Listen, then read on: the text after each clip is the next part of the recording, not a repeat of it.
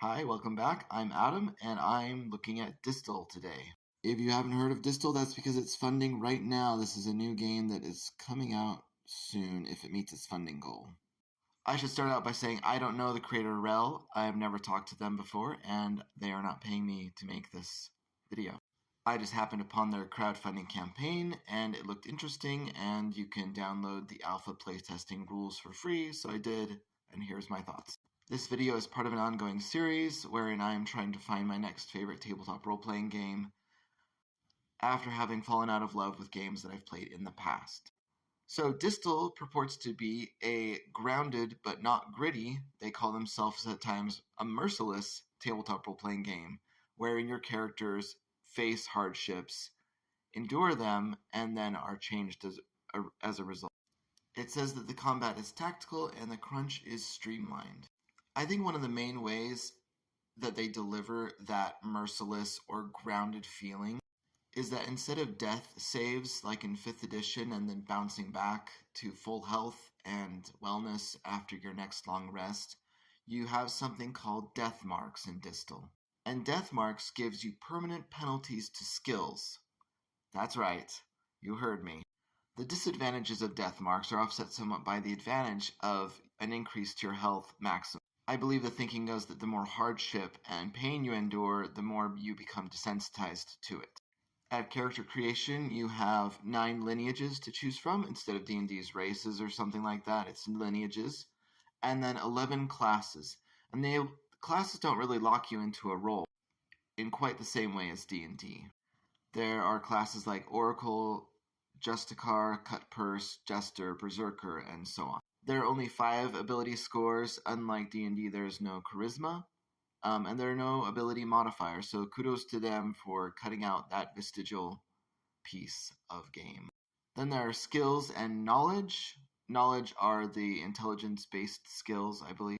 And you have proficiency ranks with them that translate to a bonus when you're trying to do something with that skill between +1 and +4. There are also backgrounds that are a lot like role-playing prompts that translate into mechanical advantages. For example, backgrounds specify what money, gear, skills, curios, which are bonus to non-combat roles, little items, contacts, which are nemesis or powerful mentors or something like that. And those are all wrapped up in background. And then you also make a custom organization that your entire party belongs to, but you're not the only members of that organization. It's just that all your party belongs to it, so they have sort of the same goals. Where it does coincide with D&D 5th edition is that you roll a d20 to meet or beat a difficulty challenge. And on your turn, you can perform an action and a reaction, but you can also do things like shake an effect or do a technique.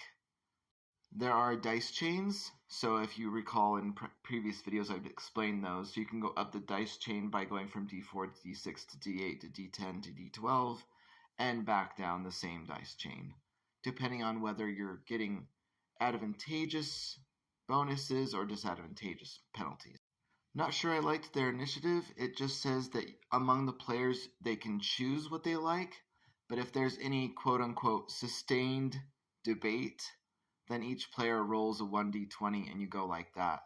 And I'm kind of like, I'm looking for something better than that for initiative. And then in most other ways that matter to me, it's like D&D 5th edition. Including some of the section titles are the same as what you would see in D&D's basic rules. One thing that they are doing that I like is that you can take actions while dying. So while you're getting those death marks, while your soul is being torn apart from your body, you can still perform some actions, even if that puts you in danger of additional harm.